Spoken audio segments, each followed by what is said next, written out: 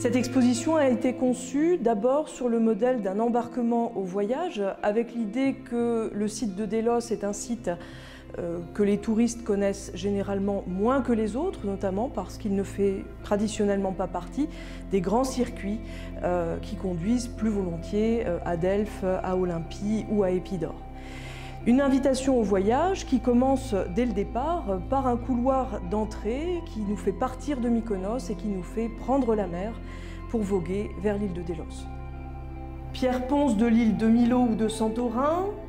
cailloux roulés par les vagues, sable de la baie de Fournie, mais aussi éponges, plumes de paon et immortelles bleues, créent véritablement l'identité visuelle de l'île et marquent à jamais ceux qui ont la chance de la visiter. L'exposition Embarquement pour Délos est également une exposition qui valorise la couleur, la polychromie antique.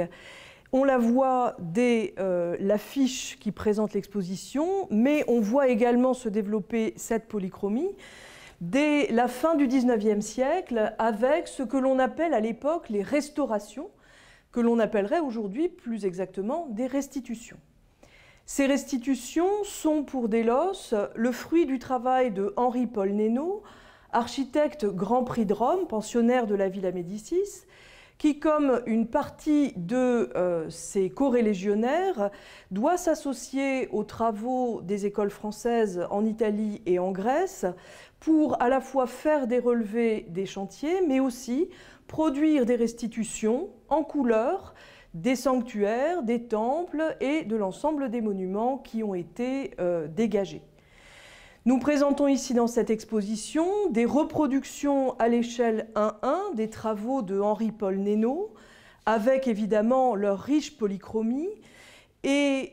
ces reproductions à l'échelle 1:1 permettent véritablement de visualiser l'ampleur de son travail, qui est un travail qui cherche à restituer évidemment l'architecture des bâtiments, mais aussi à restituer l'ambiance d'un sanctuaire dans l'Antiquité qui est véritablement peuplé d'un très grand nombre d'offrandes. Ces offrandes ne sont pas toutes connues, en tout cas dans leur représentation figurée.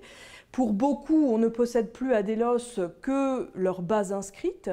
mais un des travaux de Nénaud est précisément de restituer la présence de ces statues,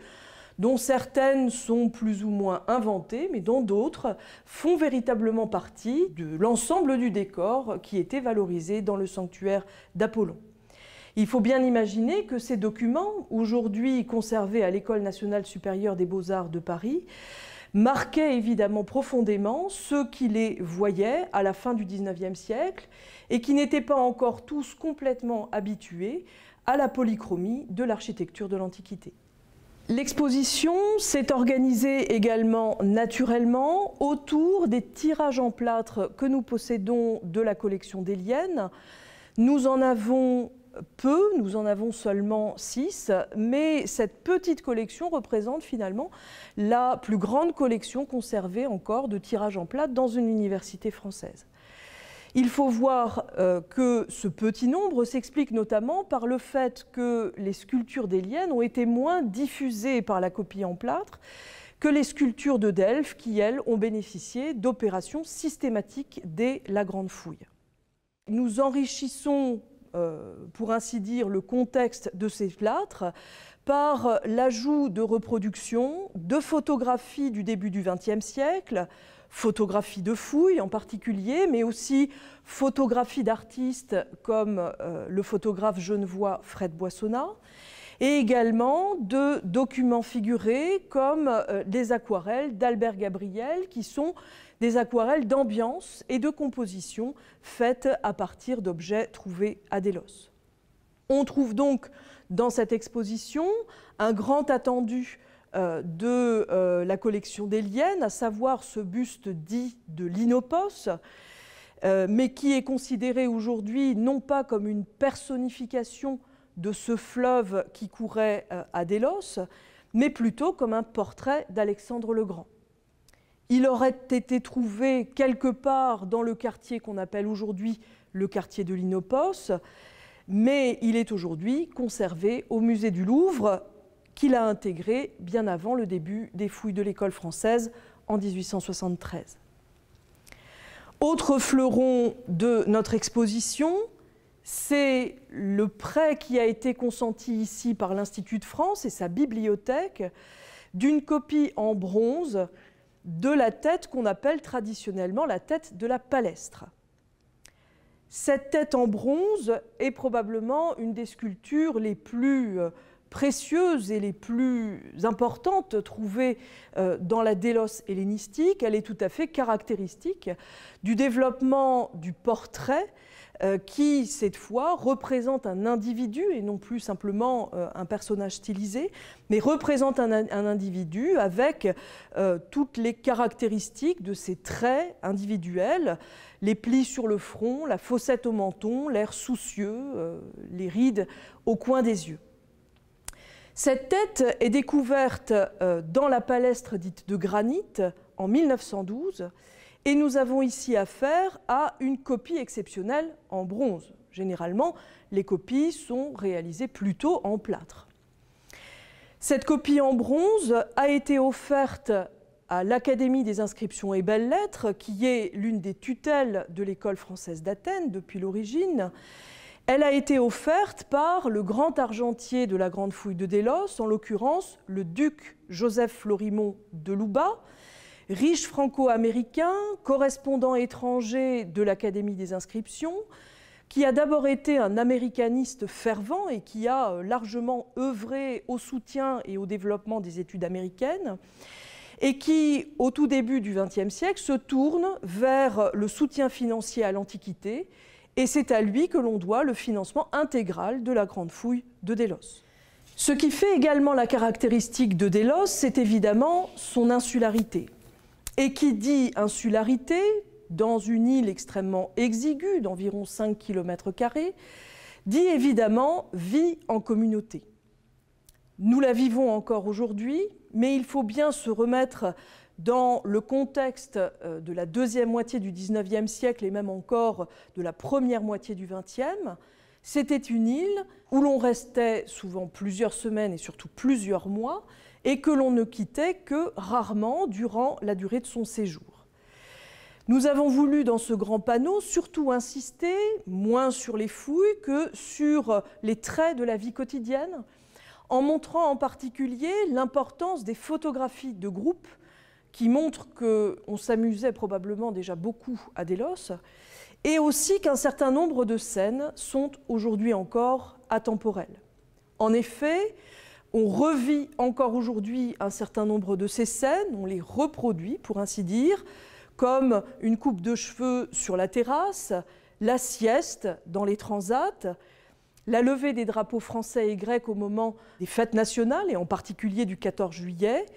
la présence à nos côtés qui rendent le séjour plus facile du personnel de l'école, contremaîtres, cuisiniers, qui œuvrent chaque jour à ce que le séjour soit tout à fait agréable.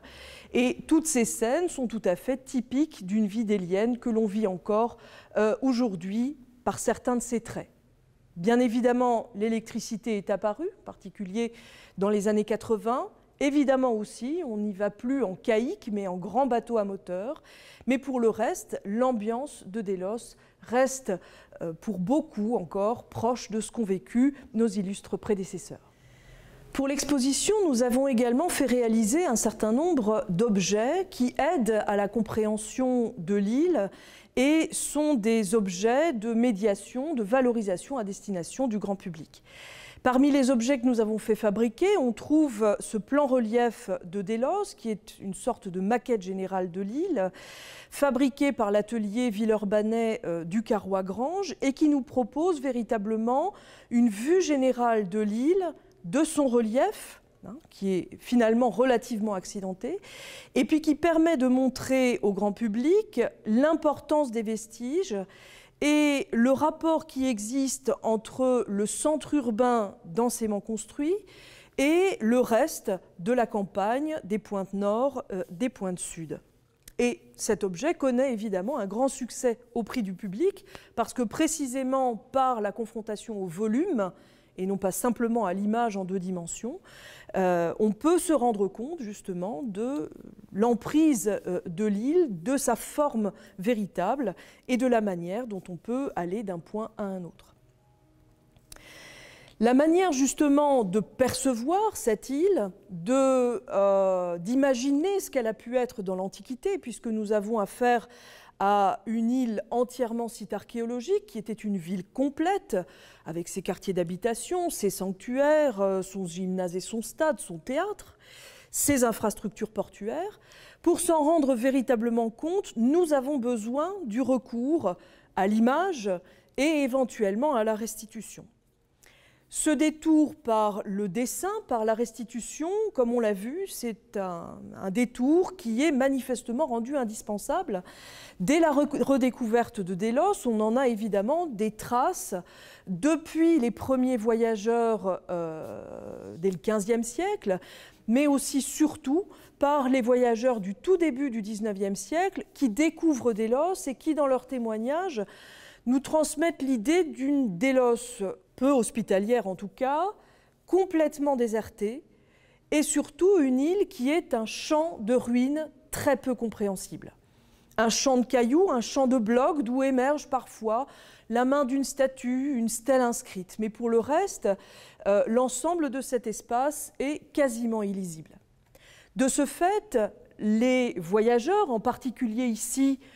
des gens comme Charles-Robert Coquerel, qui voyage dans les Cyclades et à Délos en 1810, ou Aller von Allerstein, qui voyage dans la même période, ont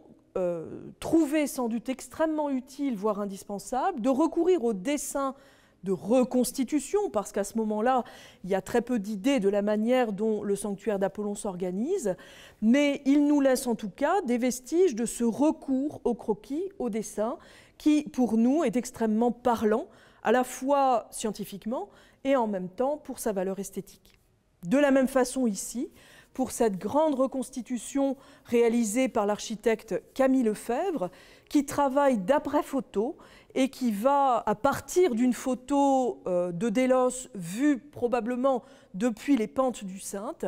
produire un dessin au trait et en couleur, restituant le dynamisme du port, l'importance des grandes constructions, le développement des quartiers urbains, etc. Parmi les restitutions, nous trouvons évidemment de plus en plus, au fur et à mesure que l'on avance dans le XIXe siècle et au fur et à mesure que l'école française organise des recherches dans cette île, on va trouver des documents de plus en plus scientifiques. Ces cartes nous sont évidemment précieuses puisqu'elles suivent directement le début des fouilles et qu'elles nous présentent un état des vestiges qui, pour une part, n'est plus forcément visible aujourd'hui. On remarque en particulier sur ces cartes qu'apparaissent déjà énormément de murs affleurants que l'on redécouvre en quelque sorte aujourd'hui, mais qui sont manifestement beaucoup plus visibles à la toute fin du XIXe ou au début du XXe siècle. C'est également l'idée que l'on peut se faire grâce à la reproduction ici des photographies de Fred Boissonnat. Il est issu d'une illustre famille de photographes genevois et il a fait au tout début du XXe siècle plusieurs voyages en Grèce dont il a tiré notamment 2 importants volumes. Tout d'abord la Grèce par Mons et par Vaux et en 2e volume des Cyclades en Crète au gré du vent qu'il a tous deux fabriqués, je dirais, élaborés avec son comparse Daniel Bo-Bovy. Il travaille et il séjourne à Délos sous l'égide de l'école française d'Athènes. Il va être cornaqué d'ailleurs très probablement par Maurice Solo, à qui il va donner un certain nombre de tirages de ses photographies prises en Grèce et à Délos.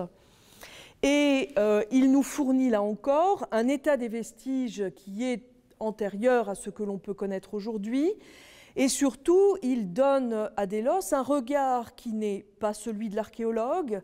qui n'est pas non plus celui du voyageur, mais qui est en quelque sorte le regard de l'artiste qui utilise la photographie. Ce contexte sert en particulier d'écrin pour montrer ici 2 statues archaïques,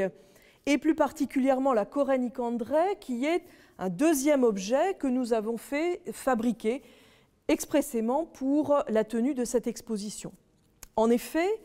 la Corénique André ne faisait pas partie de la collection du musée des Moulages, même si Henri Le Chat, qui l'a constituée entre la toute fin du XIXe et le premier quart du XXe siècle, était un spécialiste de sculpture archaïque. Nous souhaitions l'exposer, d'abord parce que c'est une sculpture extrêmement importante pour l'histoire de la grande sculpture grecque, aussi parce qu'elle porte le numéro d'inventaire numéro 1 du Musée national d'Athènes et qu'elle est donc entrée très précocement dans les collections de ce grand musée. Nous avons donc décidé de tester pour la première fois la reproduction d'une sculpture en taille naturelle à l'imprimante 3D. La coque intérieure, la silhouette est dans un composé de plastique et les artisans de l'atelier ont ensuite appliqué une patine effet pierre pour rendre un certain nombre de détails, les accentuer et rendre la statue telle qu'elle est aujourd'hui. Avant-dernière étape de l'exposition, c'est une salle qui est consacrée aux maisons, aux quartiers d'habitation, puisque c'est véritablement ces quartiers d'habitation, l'état de conservation de leurs peintures, de leurs décors, de leurs mosaïques, qui marquent véritablement les esprits de ceux qui visitent Délos. En effet, rares sont les cas en Grèce où l'on peut véritablement se promener dans des quartiers d'habitation où certains murs sont encore conservés sur 4 à 6 mètres de hauteur. Et cela provoque évidemment pour les visiteurs une expérience tout à fait intéressante d'entrer véritablement dans la vie quotidienne des anciens Grecs. Nous avons reproduit, pour mettre le public dans l'ambiance, un certain nombre de restitutions en couleur, et parmi les plus belles, les œuvres d'Albert Gabriel, qui est à la fois un architecte et un photographe qui a travaillé à Délos au début du XXe siècle. Nous avons également produit des photographies de mosaïques et de peintures qui permettent de souligner la variété des thèmes iconographiques qui y étaient représentés et surtout la très grande qualité de facture qui était celle d'un certain nombre de mosaïstes travaillant à Délos et qui prouve qu'une bonne partie de la population délienne avait des moyens considérables à consacrer à la décoration de leur maison particulière. Nous avons également produit ici une maquette à l'imprimante 3D de la maison de Fourny, qui est une maison située en dehors du centre urbain densément peuplé et qui est tout à fait particulière par ses dimensions, sa fonction et sa localisation. En effet, elle est aussi placée en dehors du circuit de visite traditionnel. Nous sommes ici dans un environnement naturel qui est exceptionnel, avec une vue en particulier sur la baie de Fourny, qui est la seule grande plage de sable de Délos. Et nous avons affaire à une très grande maison à péristyle qui associait en son sein à la fois une partie habitative extrêmement luxueuse et une partie de production agricole, probablement de vin, puisque nous avons découvert en 2012 et 2014 une aire de foulage associée à une cuve pour la fabrication du vin.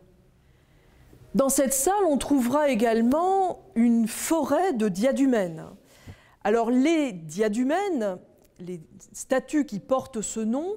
sont héritées du nom que nous conserve Pline l'Ancien, d'une statue dont l'original avait été réalisé par Polyclète au milieu du 5e siècle avant Jésus-Christ, et qui représente un athlète en train de se ceindre la tête du bandeau de la victoire. C'est donc le geste qui est ici représenté, même si les avant-bras manquent. Il faut restituer ici des bras en position haute, tenant dans les mains les extrémités d'un bandeau qu'il est en train de nouer sur la tête et plus précisément sur le front. On est ici dans la très grande tradition des représentations d'athlètes vainqueurs qui ont fait les heures de gloire véritablement de la sculpture classique, au point d'ailleurs qu'un certain nombre de ces œuvres le diadumène en particulier, nous sont aujourd'hui conservés par un certain nombre de copies d'époque romaine, des copies plus ou moins fidèles à l'original. Cet original était en bronze, il est aujourd'hui entièrement perdu, mais l'on possède encore un certain nombre de copies, en marbre très généralement, dont l'un des exemplaires a été découvert à Délos, dans la maison à laquelle il a désormais donné son nom, la maison dite du diadumène. Le buste d'Aphrodite, qui fait partie de l'ensemble du groupe statuaire représentant une bataille amoureuse et que l'on appelle le groupe d'Aphrodite, Eros et Pan. Ce groupe a été découvert dans un édifice qu'on appelle l'établissement des Poséidoniastes de Bérytos. Il est identifié par les inscriptions qu'on y a retrouvées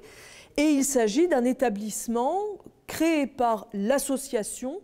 des banquiers entrepositaires et marchands venant de Bérytos, c'est-à-dire l'antique Beyrouth. Ce groupe statuaire était donc un ornement de ces salles de réception. Il est un peu plus petit que la taille naturelle et il est tout à fait caractéristique du style qui se développe à l'époque hellénistique, un style plus anecdotique qui présente les dieux sous un jour très humain et qui conduit notamment à l'érotisation d'un certain nombre de motifs autour des deux grandes figures divines que sont Dionysos d'une part et Aphrodite d'autre part. Elle est donc ici représentée surprise au bain, comme cela va devenir un topos et une thématique très répétée à l'époque hellénistique. Surprise au bain en particulier par le dieu Pan, qui cherche à la circonvenir, et elle-même va se défendre en enlevant l'une de ses sandales et en le menaçant d'un coup. C'est la manière dont elle est ici représentée. On notera aussi le jeu un peu ambigu du petit Eros entre les deux personnages, un petit Eros rigolard dont on ne sait pas vraiment s'il repousse sincèrement le dieu Pan ou si au contraire il s'accroche à sa corne pour plutôt le rapprocher de sa mère Aphrodite.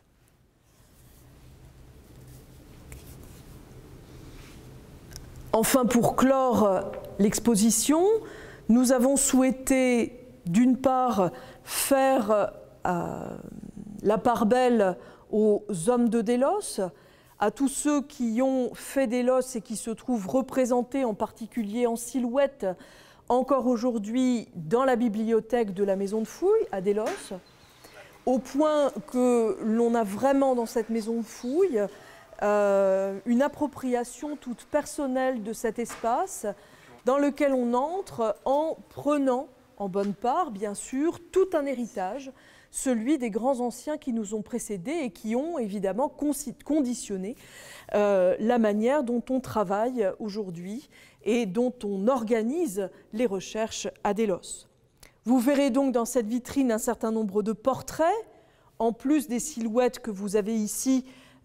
d'architectes, d'archéologues qui ont fait les grandes fouilles de Délos. On trouvera en particulier la représentation des directeurs, Théophile Moll, Maurice Holleaux, mais aussi d'Henri-Paul Nénaud en grand costume d'académicien,